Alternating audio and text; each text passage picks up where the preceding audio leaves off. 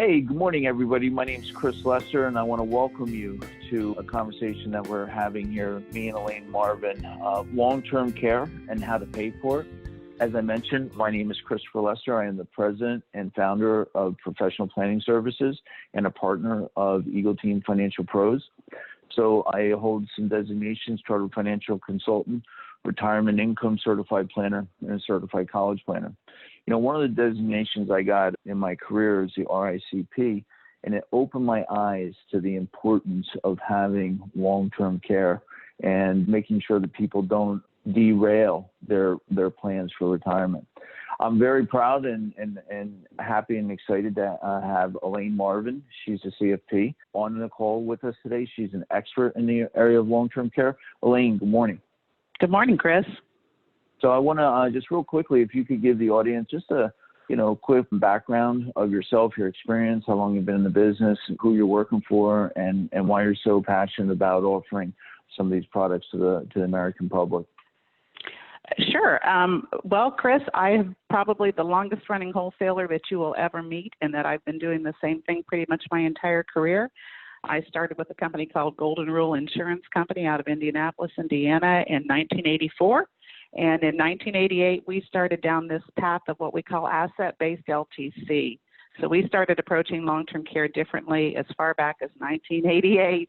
And the product line became part of One America about 14 years ago. And I came along with that transaction as well. So I've always worked in the LTC world. I've actually always specialized in asset-based LTC. And one of the agents calls me the godmother of asset care, and I like that. So we'll go with that. So welcome, Elaine. Thank you very much. And again, I've yet to meet anybody that is more knowledgeable or more of an expert than Elaine. So Elaine, just as we're going through possible questions that people might have, somebody wanted to pay for long-term care right now. What are different options that somebody might have at their disposal to pay? If you could share a little or shed a little light on that. Yeah, you know, the irony is that most people, we've done so many focus group interviews over the years, and most people, if you ask them, who's going to pay for your long-term care, believe it or not, the majority of people will still say Medicare. They think Medicare is the solution. And as we all know, Medicare was designed in the 1960s, and it was not designed for long-term care. It was designed for doctors' visits and hospitalization. And actually, over time, what's happened is where the government has picked up the most long-term care is in Medicaid, and that's not what most people usually want. So, again, the biggest payer right now is the government in the form of Medicaid and Medicare, but most people are not doing anything about it primarily, and they're just self-funding. And the problem with that is, there's just no end in sight as to how much money you're going to go through. And any person that's been through this with a family member knows how expensive and how just taxing this can be on the person's health and their wealth, as in the children. I mean, it becomes very, very hard for family members to deal with this when there isn't a plan. What happens in the area of insurance is that most people aren't aware that there's a couple of different ways to go about this. And most people are familiar with traditional, regular long-term care insurance, but not as many people are familiar with asset-based long-term care. And so there's really different ways that the insurance industry can help people pay for long-term care, and asset-based is becoming a little bit more popular these days, so that's a good thing. Well, awesome explanation, and I think you touched on something that, for me personally, if you've gone or had a family member or know somebody, it really does put at top of mind the importance of planning for the future. And so just to continue along that line, I think one of the things I've heard over my career is that the biggest objection typically somebody will have is, well, long-term care insurance is expensive. And my response to that is, that is probably true because a lot of the industry has mispriced the product early in its infancy. But I think asset-based long-term care, like One America offers, you have a unique product or a unique strategy that allows somebody to utilize their qualified plans. Those are better known as 401ks or IRAs. Talk a little bit about that and how somebody might carve out a piece of that for themselves to make sure that there's funds available should a long-term care need arise.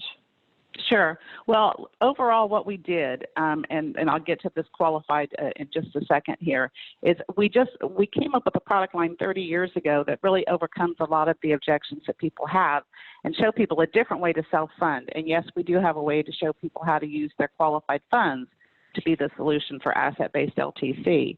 The big thing that we do, and we still do, is our policies have always had guarantees on them, meaning we can't raise rates. We can't change the price. We can't. So somebody who bought the product back in 1988 is still paying the same premium on the policy that they bought from us. Somebody who bought last year is still paying the same premium. Somebody that bought 10 years ago is still paying the same premium. Now, what somebody buys today, our new business products are going to look a little different than they did in 1988, but that's, again, what's happened over the years. But so the ability to show somebody something that they know when they go into retirement, it's a known. They know what it's going to be. The other thing, too, is a lot of people like to talk about long-term care with statistics. It's not a statistical sell. It's an emotional sell. The other thing is 30 years ago, there were a ton of companies that sold lifetime benefits. Now, not so much, but we sell lifetime. And the risk was called long-term care. It wasn't called average-term care.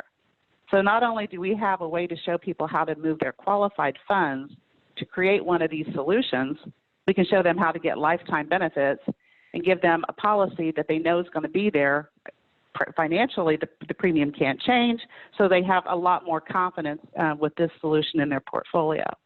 So a lot of carriers, where we started down the path of asset-based LTC, the idea was taking a single premium. So 30 years ago, it was an alternative to a CD. You took a lump sum of money from one pocket, you didn't have it earmarked for income, and we leveraged it into a life insurance policy, and we also, again, have a rider to give lifetime benefits. The problem with taking a lump sum of money from a qualified account into an insurance policy is going to be the tax issues. So what we have is it's called annuity-funded whole life. It's a strategy to spread those taxes out. Can't get away from them, but we can spread those taxes out for over 10 years' time. We can take that taxable item and turn it into lifetime benefits, not only on one person, but if it's a married couple, we can make that benefit available to two of them. So it's a really unique way to go about looking at qualified funds. But for most people, if I ask them, what's your just-in-case bucket of money? If you need to earmark $100,000 or $200,000 to pay for your care, today the answer is going to be some type of qualified account, like you mentioned, an IRA, a 401k, a TSA, something along those lines. Again, we've got a great strategy in place to show them how to spread those taxes out, but create that benefit and create that lifetime solution.